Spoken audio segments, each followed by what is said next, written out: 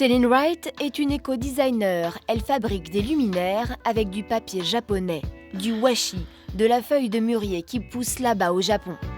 Chaque lampe est faite à la main avec patience et délicatesse. Ses créations, toutes des pièces uniques, sont inspirées par ses origines et ses multiples voyages. Un père anglais, un grand-père algérien, des allers-retours entre Montreuil et Tokyo, Céline Wright est une amoureuse de la planète. Les sources d'inspiration, c'est beaucoup la nature, mais ça peut être même en ville, on arrive si on observe bien, il y a les nuages, il y a les oiseaux qui passent de temps en temps, il y a le souffle, l'eau, des choses comme ça, des petites brindilles qui accrochent une lampe, ça va être parce que une feuille, la manière dont c'est accroché, tout ça c'est très délicat. Céline nous a ouvert les portes de son atelier à Montreuil, un lieu de création et de fabrication artisanale, calme et silencieux, où œuvrent ses fidèles collaboratrices. Peu d'outils et peu de matériaux, juste du papier, de la colle et un pinceau. Je crée d'abord une forme. Au début, je cherche un peu des lignes, tout ça, et une source d'inspiration. L'inspiration de cette forme, c'était...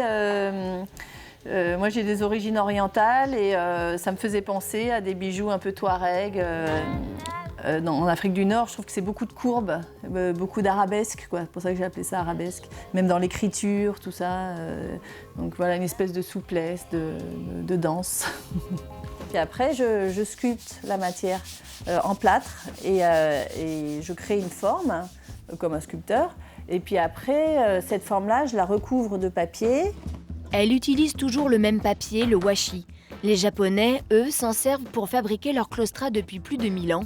Ses principales qualités, sa blancheur, sa transparence, son poids-plume et sa résistance. Ce papier-là, c'est vrai qu'il est agréable à travailler. Déjà, il ne se déchire pas, parce que sinon, d'autres types de papier se déchiraient. Là, on fait plein de couches. En fait, là, il y a 3 couches en fait, à chaque endroit, puis après, on va monter comme ça. Et du coup, au final, il y aura 6 couches. Donc après, c'est la maîtrise de la manière dont on pose le papier. Sur toutes les lampes, c'est différent. Il y en a, c'est en rayonnant. Enfin, il y a une régularité, quoi. Céline passe des heures et des heures à coller ses bandelettes. Elle crée ainsi une véritable sculpture en papier qui résiste au choc, à l'eau, au feu et surtout au temps. Les gens qui achètent mes lampes sont touchés par cet objet, par la manière dont c'est fait. Le message passe et puis aussi ils me disent voilà, je l'ai acheté il y a 10 ans, elle n'a pas bougé et je l'aime toujours autant. Donc c'est vrai que c'est important de... moi, c'est vrai que j'aime pas faire des objets à la mode parce qu'on va mettre des LED, on va mettre ceci, on va mettre cela, parce que c'est la mode du moment. Et c'est là où on se rend compte que cette espèce de surconsommation où voilà, il faut toujours acheter plus pour assouvir un désir qui n'en finit pas. Enfin, c'est un peu n'importe quoi. Voici les orgues qui remettent ça. Et moi, j'aime bien être dans l'intemporel, les choses qui fonctionnent, qui marchent, qui ne vont pas se casser au bout de 5 minutes. Tout ça, c'est un ensemble de choses au niveau écologique qui est important, quoi.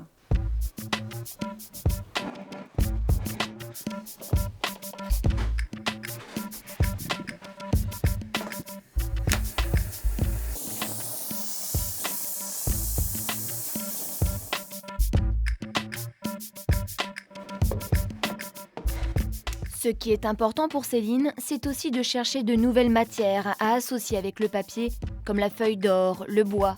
Elle fabrique en permanence de nouveaux prototypes, toujours avec le même objectif, fabriquer un luminaire beau et durable, et toujours en papier. Oui, moi, ce qui me plaît, c'est d'essayer de l'exploiter différemment, de faire évoluer le papier, de faire des nouveaux mélanges, soit avec le bois, soit avec d'autres...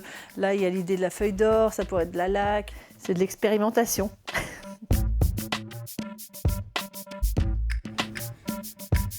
Moi, le plaisir, c'est d'être là, dans mon atelier. J'adore manipuler, cuisiner. Enfin, c'est vrai que je fais ma tambouille, quoi. Donc, pour moi, c'est jamais fini. Il y a toujours des milliers de possibilités de mélange.